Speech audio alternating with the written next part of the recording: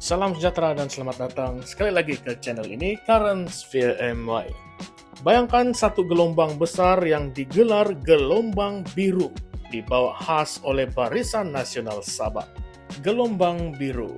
Rasanya saya pernah dengar nama yang ada gelombang-gelombang ini, tetapi di mana ya? Coba Anda ingatkan saya di ruangan komen di bawah.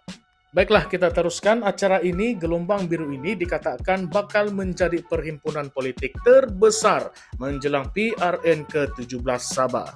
Tariknya sudah ditetapkan, yaitu pada 21 September dan lokasinya bukan calang-calang, yaitu di Magelan Sutra, sebuah tempat eksklusif yang sering dikaitkan dengan acara besar-besaran elit politik.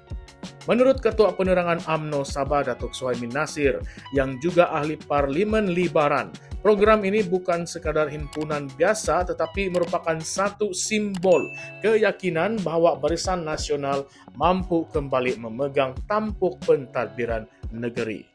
Suhaimi menegaskan bahwa gelombang biru ini adalah tanda aspirasi rakyat Sabah yang mahukan kepimpinan stabil, konsisten, dan berwibawa.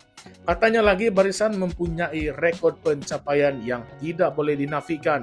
Malah jentera mereka kini sudah bersiap sedia bila-bila masa sahaja sekiranya pilihan raya negeri dipanggil.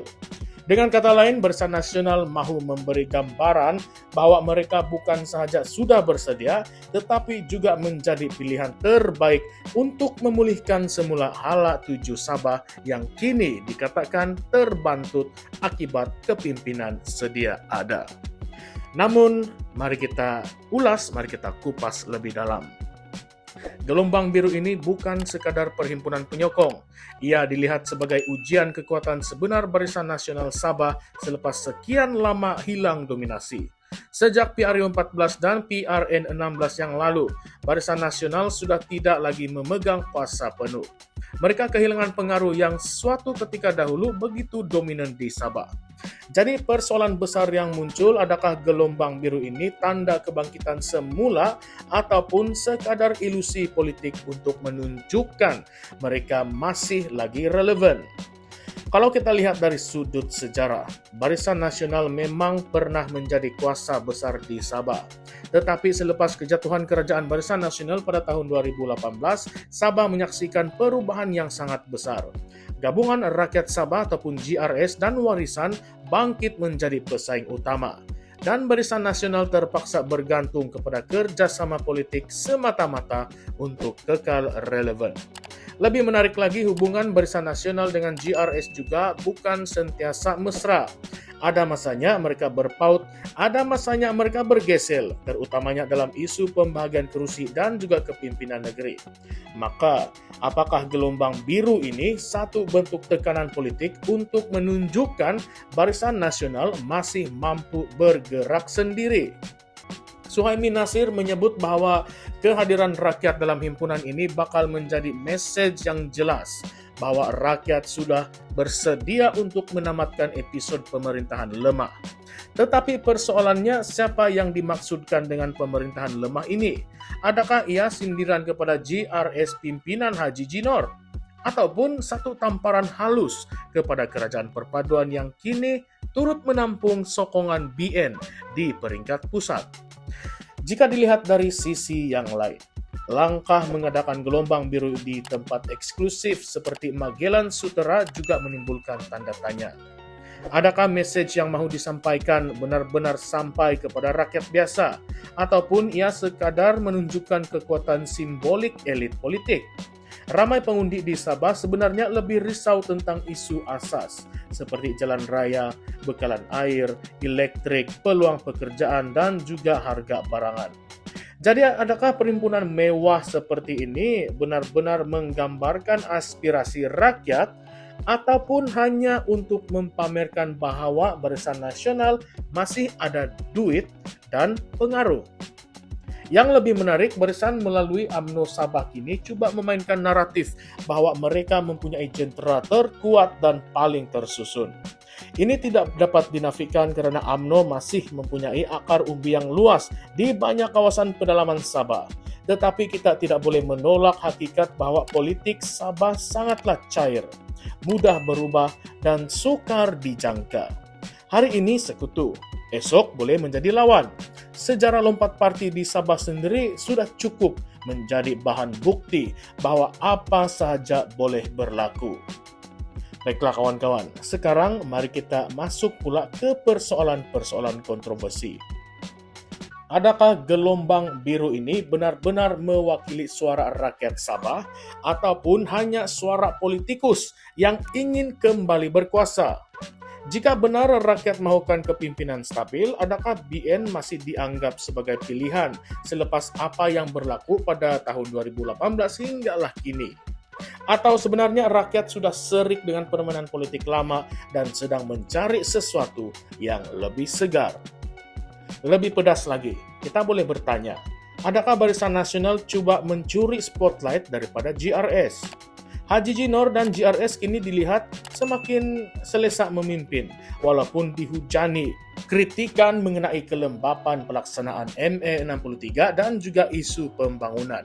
Tetapi dengan kehadiran Barisan Nasional yang coba menunjukkan kekuatan besar melalui gelombang biru, ia boleh dibaca sebagai isyarat bahwa Barisan Nasional tidak mahu terus menjadi abang kecil dalam gabungan.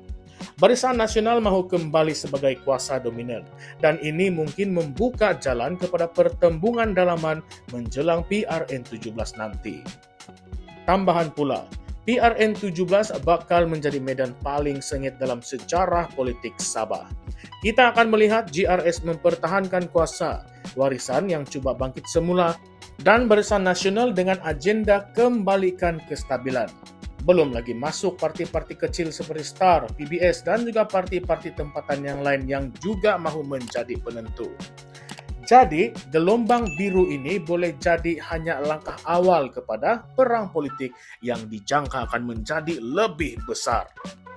Sekarang, saya ingin lontarkan lagi persoalan panas untuk Anda, untuk kita sama-sama fikirkan.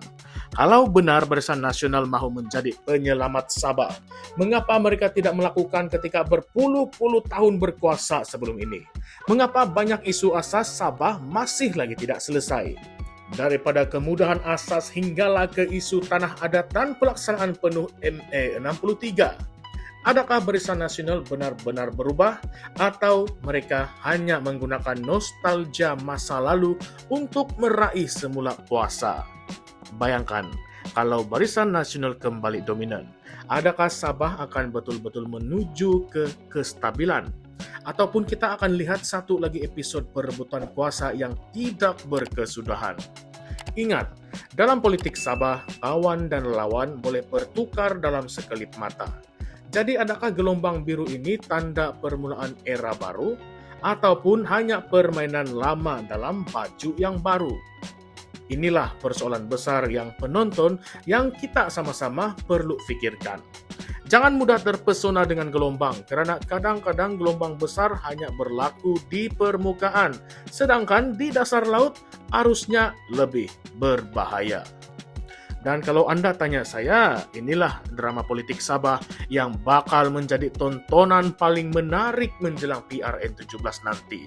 Soalnya, siapakah yang akan benar-benar memegang kuasa selepas rakyat Sabah membuat pilihan? Nah, oleh itu, sahabat-sahabat semua, jangan lupa kita akan ikuti rapat perkembangan ini. Kalau Anda mau tahu pendedahan dan analisis politik Sabah yang lebih panas, pastikan Anda bersama-sama kami terus bersama dengan Currentsphere MY.